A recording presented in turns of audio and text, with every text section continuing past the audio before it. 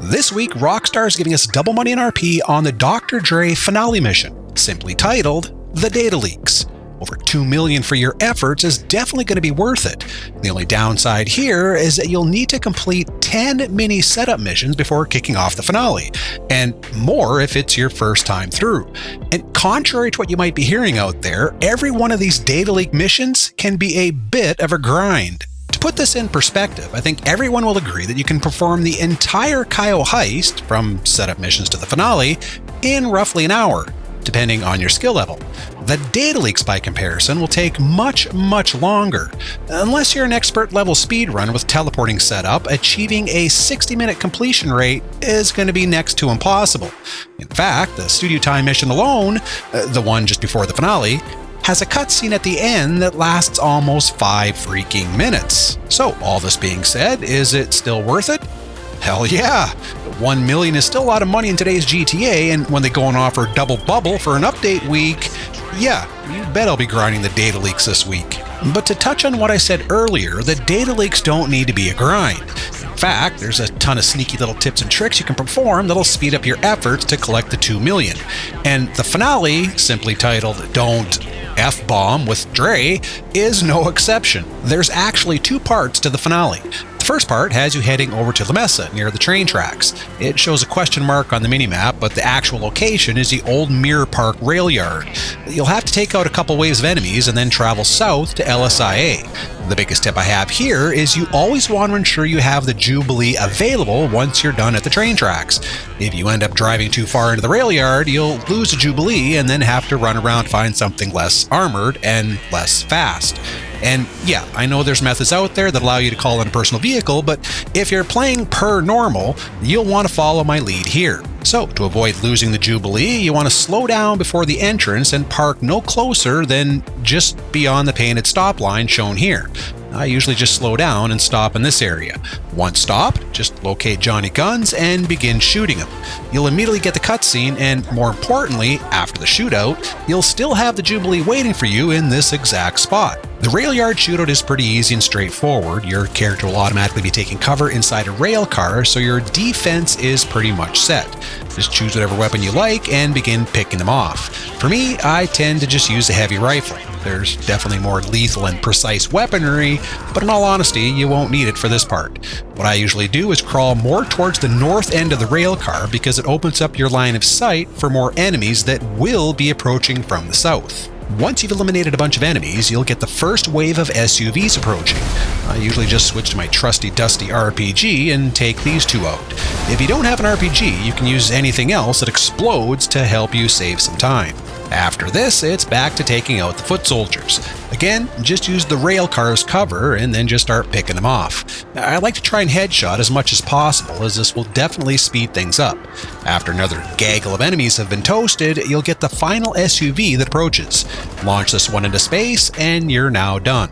You'll know this part is over when you see the yellow waypoint on the minimap. From here, you can now locate the Jubilee, exactly where you left it, and then begin heading to LSIA. Now, I'm assuming you all know how to get to LSIA, so I'm going to skip over the driving part, but again, had we not stopped short to keep the Jubilee here, you'd be running around now trying to locate another vehicle to drive, or potentially using one of the SUVs had you not blown them up. Both would have been acceptable, but would have definitely been a downgrade. Okay, so here's where the biggest tips and tricks come in. When you get to LSIA, you want to get out and arm yourself. My recommendation here for close combat is, and has always been, the assault shotgun. After you're armed, just head inside. I'm going to slow this down a little and pause here and there because this is where you'll be making up some serious time. As soon as you get inside, there'll be 2 enemies near the far doors. Drop them both and then continue forward. As soon as you go through the doors, turn right and begin shooting. You'll need to take out 3 enemies, one of which will try to run and hide near the farthest crate to your left. After these 3 are killed, move forward towards the black waste bin. There'll be 2 more enemies approaching, one from the right and one from the left. Take them both out and then re-arm yourself. You can use anything that explodes, but for me, I just use sticky bombs. Okay, I'm going to pause here because things are going to start happening really fast. What you need to do is throw the sticky bomb towards the fire that's shooting out of the tank. You need to make sure that you fully blow this tank up. I'll show you why here in a moment. After this, I'll usually take out my RPG and launch it towards the far corner of the hangar. Sometimes there's a car parked here and there's usually an enemy standing near it, so you'll kill him, and I'll also blow up the smaller tank near the far right wall because sometimes there's an enemy standing here as well. From here, this is where the fun begins. If you don't have max health and armor, my suggestion is to begin loading up. You'll be taking some shots and you don't want to be fumbling around. What you're going to do first is head out the door, turn left, and climb up into the now blown out tanker car. Once in the car, keep running to the back and then jump out. Once back on the ground, turn right and keep running towards the far stairs. There'll be a small red container to the right of the stairs. You'll need to get here and then hide in front. An enemy's going to be spawning directly in front of you. Just take him out as you're running, or just wait until you're beside the container. Doesn't really matter. Once you've stopped, you'll have to act fast. You'll notice at this point, all the enemies are behind the red container that's providing you cover, but it's not going to stay this way for long. They'll begin moving up to your position soon, so you'll need to move quick. First, replenish all your snacks and armor, again, and then turn to face the stairs in front of you. Make sure you're equipped with a strong weapon, again I'm using the assault shotgun, and then move forward to jump onto the stairs.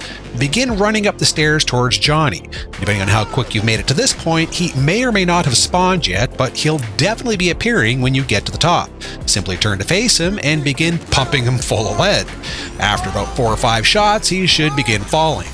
Once you see him starting to fall, run up beside him and then just quickly start tapping the right arrow button to get to the cutscene. And that's it. You'll be back outside now, walking through the Dr. Dre cutscene, and you'll have avoided an otherwise lengthy bloodbath inside. Simple, quick, and easy. As I mentioned at the top, there's an obscene number of missions you need to complete in order to get to this point, so you don't want to be wasting any more time than needed. This route will always ensure you complete the finale super quick in order to get back at grinding the other missions. Alright, so that's it my friends, thank you for watching. As always, if you like this video and want to help out, please subscribe, give a thumbs up, and let me know what you think. Are any of you already using this method for the finale? If not, will you be using it to grind out the 2 million payday for the data leaks this week? If so, drop a comment below and let everyone know. Until next time, be happy, be well, be safe, be mighty, be the one maestro.